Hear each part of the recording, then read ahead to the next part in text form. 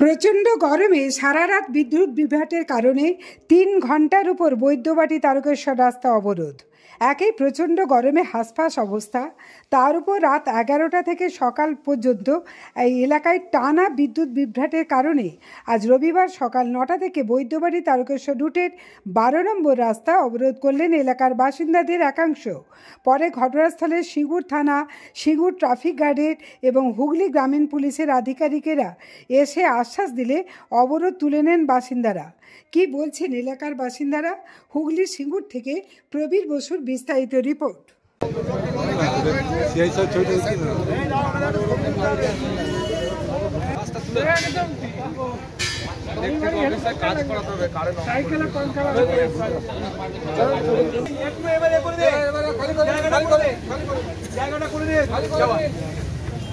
নামটা বলুন।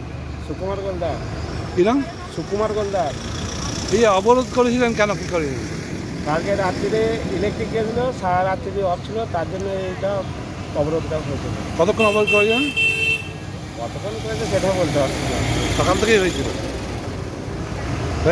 প্রায় ৫ ঘন্টা।